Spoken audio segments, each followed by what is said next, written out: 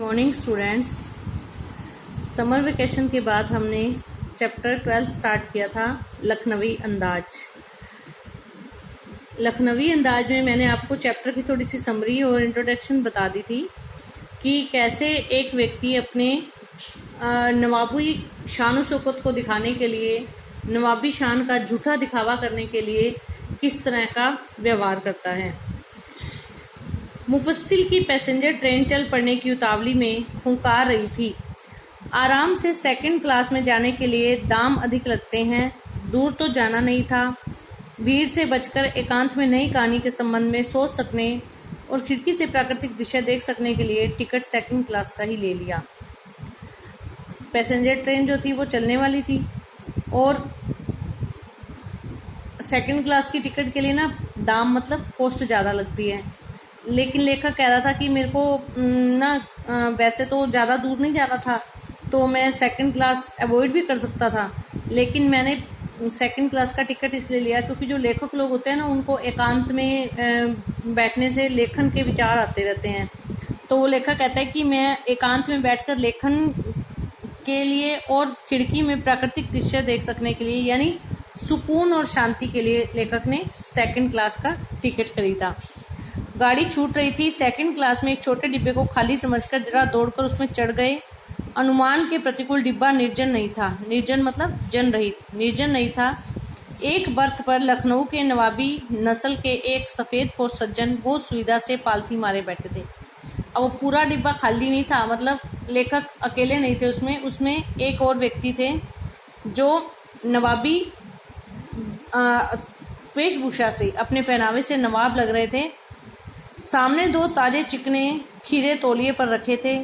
डिब्बे में हमारे सहसा कूद जाने से सज्जन की आंखों में एकांत चिंतन में विघ्न का असंतोष दिखाई दिया। विघ्न होता है बाधा।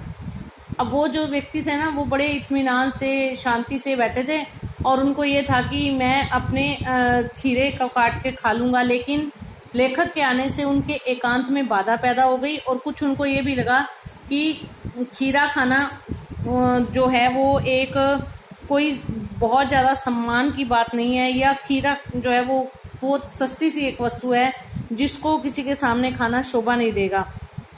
तो इसलिए उनके चेहरे पर असंतोष दिखाई दिया। सोचा हो सकता है यह भी कहानी के लिए सूझ की चिंता में हो, यह खीरे जैसी अप्रदात वस्तु का शौक करते देखे जाने के संकोच में हो। अब वो कहते हैं कि खीरे जैसी वस्तु का शौक मतलब रुचि, इंटरेस्ट भी, खीरा पसंद है इनको, इस बात की शर्म आ रही हो। नवाब साहब ने संगति के लिए उत्साह नहीं दिखाया। क्या होता है कि जब हम ट्रेन में या बस में जा रहे होते हैं तो हम साथ वाले पैसेंजर से बातें करने लगते हैं, कहाँ जा रहे हो, कहाँ से आए हो, ये वो बातें करते करते हम उनसे फ्रेंडशिप कर लेते हैं। लेकिन नवाब साहब ने कोई उत्साह नहीं दिखाया। हमने भी उनके सामने की बर्थ पर बैठकर आत्मसम्मान में आंखें चुरा ली। अब लेकर कहते हैं मैंने भी अपने आप को रिजर्व रखा। आत्मसम्मान मतलब कि मैंने भी कोई अपनी तरफ से पहल नहीं की। थाली बैठे कल्पना करते रहने की पुरानी आदत है। नवाब साहब की असुविधा और संकोच के कारण अनुमान करने लगे। संभव है, अब वो लेखक है और खाली बैठा है तो वो कहता है दिमाग का सोचों में खोना मुमकिन ही था। तो वो क्या सोचते हैं, नवाब साहब ने बिल्कुल अकेले यात्रा कर सकने के अनुमान में किफायत के विचार से सेकंड क्लास का टिकट खरीद लिया हो और अब गवारा ना हो कि शहर का कोई सफ़ेद पोश उन्हें मंजिले दर्जे में सफ़र करता देखे। लेखक कहते हैं कि नवाब साहब उनको देखकर इसलिए नाखुश हो गए हों कि उनके जैसे नवाब व्यक्ति को सेकंड क्लास में सफ़र करते देखकर उनका जो सम्मान था वो कम हो गया इसलिए। और यह अकेले सफ़र का वक्त काटने के लिए उन्होंने खीरे खरीदे होंगे। अब किसी सफ़ेद पोश के सामने खीरा कैसे खाएं। अब उन्होंने खीरे ले लिए, खीरा खाना चाहते थे, लेकिन अब वो किसी के सामने खीरा खाकर अपने जो रोब और अपने जो एक शान शौकत है उसको नीचा नहीं कर सकते थे। तो हम कनखियों से नवाब साहब की ओर देख रहे थे। कनखियाँ होती है मतलब सीधे ना देखकर ऐसे आंखों को चुराते हुए देखना। नवाब साहब कुछ देर गाड़ी की खिड़की से बाहर देखकर स्थिति पर गौर करते रहे। ओह, नवाब साहब ने सहसा हमें संबोधन किया। आदाब अर्ज, जनाब खीरे का शौक फरमाएंगे। नवाब खीरे का शौक फरमाएंगे। नवाब साहब का सहसा भाव परिवर्तन अच्छा नहीं लगा। भांप लिया, आप शराफत का गुमान बनाए रखने के लिए हमें भी मामूली लोगों की हरकत में लथेड़ लेना चाहते हैं। जवाब दिया, शुक्रिया, किबला शौक फरमाए। अब उनको लगा कि बातचीत तो करनी पड़ेगी, तो उन्होंने कहा भी खीरा खाइए, शौक फरमाइए, मतलब किबला शौक फरमाइए, मतलब शेयर कीजिए आप मेरे साथ खीरा। नवाब साहब ने फिर एक पल खिड़की से बाहर देखकर गौर किया और दृढ़ निश्चय से खीरों को नीचे रखा तौलिया झाड़कर सामने बिछा लिया।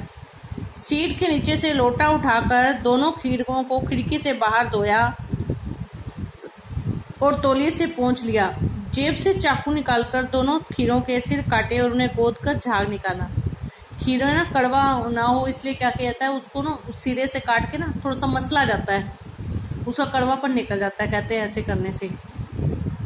फिर खीरों को बहुत एहतियात से छील कर फांकों को करीने से तौलिए पर सजाते गए।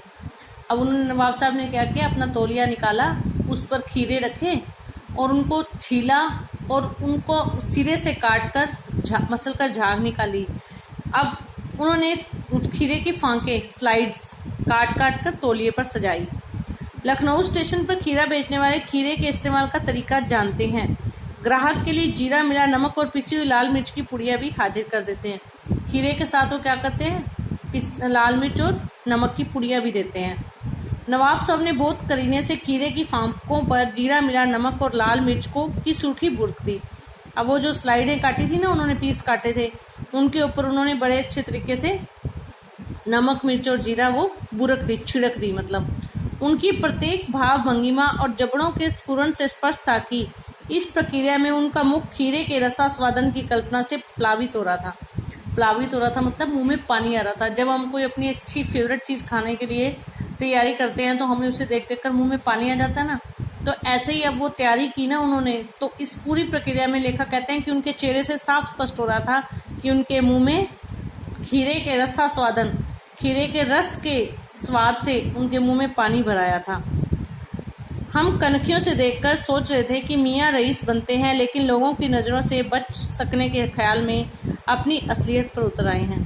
अब वो लेकर कहते हैं कि एक तरफ तो नवाब दिखाई देते हैं और दूसरी तरफ खीरे जैसी चीज़ खा रहे हैं, वो भी छुपकर डिब्बे में अकेले बैठकर, लेकिन उनकी ये चोरी पकड़ी गई।